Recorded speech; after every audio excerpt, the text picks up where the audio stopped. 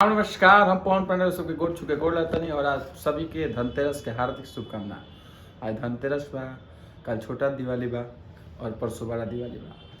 तो आप सबके अग्रिम दिवाली के हार्दिक शुभकामना। और साथ ही अभी हमने के चुनाव प्रचार में व्यस्त बनी सन। सबके जानता है कि हमने के ट्रेंडिंग स्टार खेसारी लाल यादव छपरा सदर विधानसभा से कल बहुत प्यारा नामांकन भई और नामांकन में इतिहास रचा गए। शायद उतना जन सैलाब हमके लगता कि नॉमिनेशन में बहुत कम लोग के देखे के मिलेला। बहुत ज़्यादा जन सैलाब रहे और आज से फिर दौरा भी जारी बा। चूँकि कल जन सैलाब थी नॉमिनेशन के बाद बहुत सारा लोग से मीटिंग भी रहे छपरा सदर में। और मीटिंग के बाद आज सब अपन कार्यक्रम बनल कि कब कहाँ कैसे कैसे दौरा शुरू करेगा। तो आज पहलका नॉमिनेशन के बाद आज पहला दौरा हमने के छपरा के धरोहर और छपरा के महापुरुष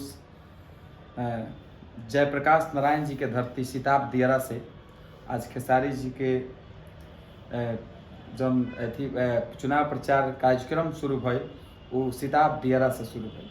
चूँकि सिताब दियारा एगो ऐसन महापुरुष के जन्मदाता बा जेकर इतिहास पूरा विश्व पूरा भारत में के बुला सकन। और ख़ास तौर पे बिहार खातिर बहुत बड़ा योगदान बा रहे जयप्रकाश नारायण जी। तो आज वहाँ के धरती के मिट्टी के चंदन लगा के खेसारी जी आज चुनाव के प्रचार के शुरुआत करी। और साथ ही बीच में बहुत सारा जगह जन समूह स्वागत मिलल। सबसे ज़्यादा रिबिलगंज नगर अभी भइल बा नगर पंचायत, बहुत ज़्यादा वो जी प्यार आशीर्वाद मिलल। वो जी के रिबिलगंज पंचायत के बगल के एगो पंचायत बा मोहब्बत परसा, जहाँ से रेखा मिश्रा जी मुखिया बनी और वहाँ के मुखिया पति बुलबुल बाबा भी वहाँ स्वागत समारोह में रहे। और साथ ही बहुत सारा तमाम लोग वहाँ स्वागत में रहे, पप्पू जी तमाम लोग रहे। और तमाम वहाँ जनता रिबिलगंज के तमाम जनता के साथ बहुत ज़्यादा भीड़ के साथ बहुत उत्साह के साथ लोग सम्मान देहल। देखी बहुत ऐसा लोग बा जी खेसारी जी के पर्सनल चाहे वाला बा और ओकरा खातिर कोनो पार्टी विशेष तरीके ओकरा खातिर खेसारी जी विशेष बा। ऐसे तमाम लोग एक तरफा वोट दे रहा बा खेसारी जी के और मन बनैले बा कि छपरा के सदर विधानसभा के उम्मीदवार जौन की शत्रुघ्न कुमार खेसारी लाल यादव जी बानी उन्हें के सब लोग वोट दी।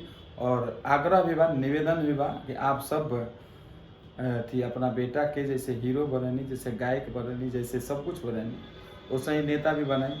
और देखिए नेता बनाए के चाहिए ऐसा आदमी के जो समाज के सेवा शुरू से करत हो, जरा कोनो लालच ना हो। ऐसा नहीं है कि कोनो गुंडाई करके चाहे छिनताई करके चाहे चोरी चमारी करके आदमी पैसा कमेलेगा ना, मेहनत करके और अपन एनर्जी ठीक ढंग से काम करके और लोग के हंसा के खिला के पैसा जौन भी आग्रह भइल बा वो एकत्रित भइल बा पैसा के माध्यम से आप सबके सेवा हो। लेकिन साथे साथे समाज अबरी मौका दे और पहला बार चुनाव बा तो चुनाव में वो सब जरूर भरपूर साथ दी ताकि विजय का माला सदर छपरा से आरजेडी के उम्मीदवार खेसारी लाल यादव जी के मिले।